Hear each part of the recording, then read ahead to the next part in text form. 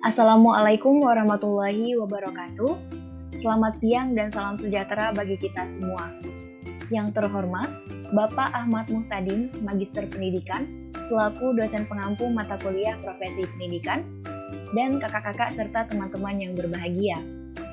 Perkenalkan, kami dari kelompok 2 akan mempresentasikan hasil kerja diskusi kelompok kami yang berjudul Peran dan Tugas Pokok Guru. Adapun kelompok kami terdiri dari yang pertama saya sendiri yaitu Nazifah Fiatus Solihah, kemudian ada Sukma Subair, dan ada Alifia Hadinah. Baik, langsung saja kita ke materi pertama yang akan dijelaskan oleh Saudari Alifia Hadinah. Baik, terima kasih. Selanjutnya saya akan menjelaskan tentang peranan guru. Yang pertama ada sebagai pengajar, yaitu orang yang mengajarkan suatu ilmu pengetahuan kepada anak didiknya atau kepada siswa.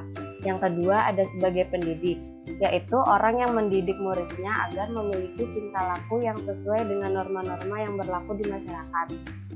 Terus yang ketiga ada sebagai pembimbing, yaitu yang mengarahkan muridnya agar tetap sesuai dengan tujuan pendidikan.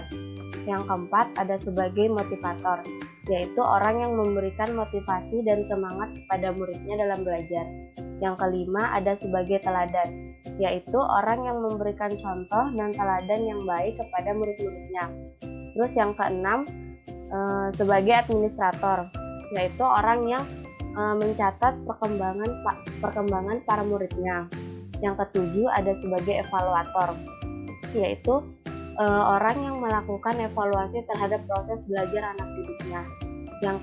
Yang terakhir ada sebagai inspirator, yaitu orang yang menginspirasi para muridnya sehingga memiliki suatu tujuan di masa yang depan. Baik, selanjutnya akan dijelaskan oleh rekan saya, Sukma Subair. Baik, terima kasih. Selanjutnya tugas guru. Nah, sebelumnya berdasarkan Undang-Undang Guru dan Dosen Nomor 14 Tahun 2005, Pasal 1 Ayat 1, itu menjelaskan bahwa guru adalah pendidik profesional dengan tugas utama mendidik, mengajar, membimbing, mengarahkan, melatih, menilai, dan mengevaluasi peserta didik pada pendidikan anak usia dini, jalur pendidikan formal, pendidikan dasar, dan pendidikan menengah.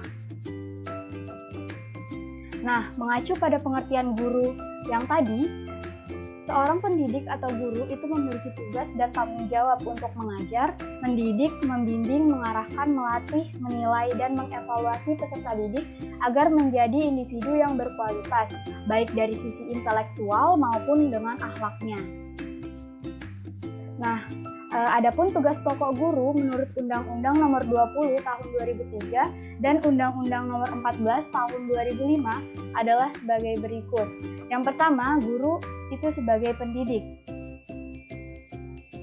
Nah, guru sebagai pendidik artinya tugas guru ini mendidik peserta didik, di mana guru adalah pendidik yang memiliki tanggung jawab utuh terhadap hasil yang dicapai peserta didik dalam semua aspek. Guru menjadi tokoh, guru menjadi panutan bagi para peserta didik dan lingkungannya. Oleh karena itu, guru harus mempunyai standar kualitas pribadi tertentu yang mencakup tanggung jawab, wibawa, mandiri, dan disiplin. Nah, guru itu harus memahami nilai-nilai, norma-norma sosial, serta berusaha berperilaku dan berbuat sesuai dengan nilai dan norma tersebut. Nah, guru juga harus bertanggung jawab terhadap tindakannya dalam proses pembelajaran di sekolah. Kemudian, tugas yang kedua yaitu guru sebagai pengajar, artinya tugasnya mengajar, di mana dalam tugasnya, guru ini membantu peserta didik yang sedang berkembang untuk mempelajari sesuatu yang belum diketahuinya. Guru membantu peserta didik membantu kompetensi dan memahami materi standar yang dipelajari. Di sini, guru berperan dalam melakukan transfer ilmu dan nilai sehingga tujuan pendidikan mewujudkan manusia itu dapat tercapai seutuhnya. Kemudian yang ketiga, guru sebagai pembimbing. Artinya, guru ini membimbing para peserta didik. Guru sebagai pembimbing itu dapat diibaratkan sebagai pembimbing perjalanan yang berdasarkan pengetahuan dan pengalamannya yang bertanggung jawab.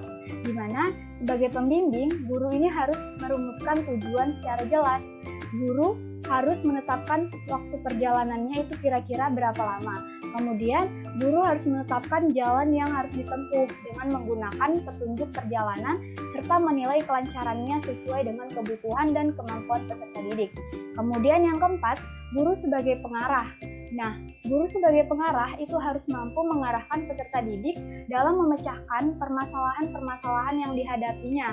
Guru mengarahkan peserta didik dalam mengambil suatu keputusan terkait studinya maupun kehidupannya yang lebih luas. Guru juga dituntut untuk mengarahkan peserta didik dalam mengembangkan potensi dirinya, sehingga peserta didik dapat membangun karakter baik bagi dirinya sendiri dalam menghadapi kehidupan nyata di masyarakat. Kemudian yang kelima, guru sebagai pelatih, artinya tugasnya melatih.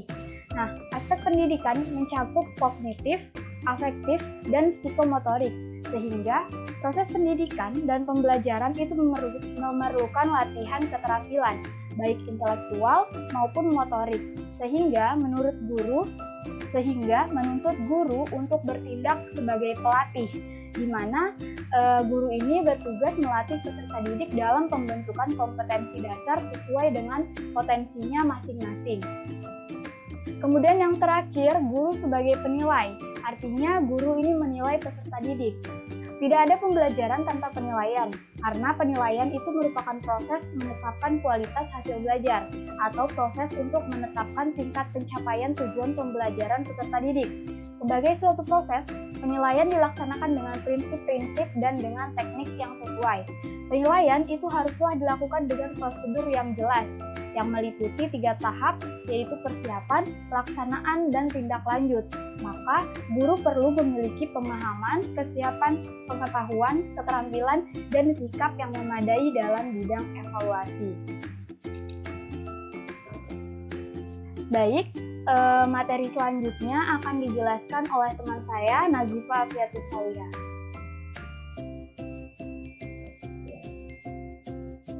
Baik, terima kasih. Selanjutnya, dalam Permendikbud nomor 15 tahun 2018 pasal 3 ayat 1, sebenarnya itu mengatur tentang pemenuhan beban kerja guru dalam 12 minggu adalah 40 jam yang terdiri dari 37,5 jam efektif dan 2,5 jam istirahat. Nah, selanjutnya dalam pasal 3 ayat 1 merinci kegiatan-kegiatan pokok yang perlu dilakukan guru dalam melaksanakan beban kerja selama 37,5 jam tersebut, yaitu yang pertama, merencanakan pembelajaran atau pembimbingan.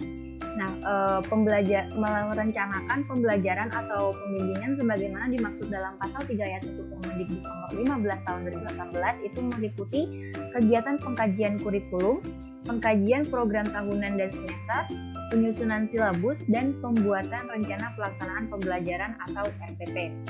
Nah, kemudian yang kedua, melaksanakan pembelajaran atau pembimbingan. Proses pembelajaran diselenggarakan secara interaktif, menyenangkan, menantang, inspiratif, memotivasi peserta didik untuk berpartisipasi aktif, serta memberikan ruang yang cukup bagi prakarsa, kreativitas, dan kemandirian sesuai dengan minat dan bakat, serta kemampuan dari perkembangan fisik serta psikologis peserta didik. Nah, kemudian yaitu menilai hasil pembelajaran atau pembimbingan. Nah, tugas guru adalah mengumpulkan dan mengolah informasi untuk mengukur pencapaian hasil belajar peserta didik dengan beragam cara agar lengkap dan memberikan gambaran jelas untuk mengambil keputusan. Nah, hasil penilaian yang baik ini bisa diterima pihak dan bisa dipertanggungjawabkan, baik instrumen penilaian, proses penilaian, analisis hasil penilaian, dan objektivitas penilaian. Nah, tugas guru ini adalah menjamin proses dan hasil penilaian ini dapat dipertanggungjawabkan sehingga penilaian harus memenuhi kriteria yang dimuat. Nah, selanjutnya yaitu membimbing, mendidik, dan melatih. Setelah mempelajari tugas utama guru terkait dengan fungsinya sebagai pengajar, maka tugas lain yang secara simultan dapat dilakukan selama proses pembelajaran maupun di luar kegiatan belajar mengajar di sekolah. Tugas guru tersebut adalah mendidik, membimbing, dan melatih, di mana dari sisi mendidik berkaitan dengan pembentukan kesadaran moral dan kepribadian peserta didik. Nah, kemudian membimbing ini berkaitan dengan norma dan tata tertib. Kemudian melatih berkaitan dengan keterampilan atau kecakapan hidup atau life skill gitu. Nah, selanjutnya yaitu melaksanakan tugas tambahan. Nah, tugas tambahan yang melekat pada tugas pokok sesuai dengan beban kerja sebagaimana dimaksud dalam pasal 3 ayat 1 huruf E itu meliputi wakil kepala satuan pendidikan atau wakil kepala sekolah, kemudian ketua program keahlian satuan pendidikan, kepala perpustakaan satuan pendidikan, kepala laboratorium, bengkel atau unit produksi satuan pendidikan, pembimbing khusus pada satuan pendidikan, kemudian menjadi wali kelas, menjadi pembina OSIS atau organisasi siswa intrasekolah, kemudian menjadi pembina ekstrakurikuler, koordinator pengembangan keprofesian berkelanjutan, kemudian kinerja guru atau koordinator bursa kerja khusus pada jenjang SMK, kemudian menjadi guru piket, menjadi ketua lembaga sertifikasi profesi pihak pertama, menjadi penilai kinerja guru, menjadi pengurus organisasi atau asosiasi profesi guru, dan atau tutor pada pendidikan jarak jauh, pendidikan dasar, dan pendidikan menengah. Nah, demikianlah presentasi dari kelompok kami.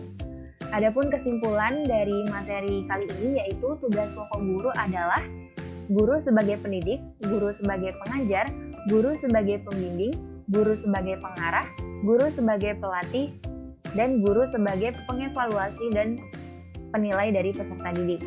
Kemudian adapun peranan guru yang berhubungan dengan aktivitas pengajaran dan administrasi pendidikan diri pribadi dari sudut pandang psikologis. Sekian dari kami. Terima kasih atas perhatiannya. Kurang lebihnya mohon maaf. Wassalamualaikum warahmatullahi wabarakatuh dan selamat siang.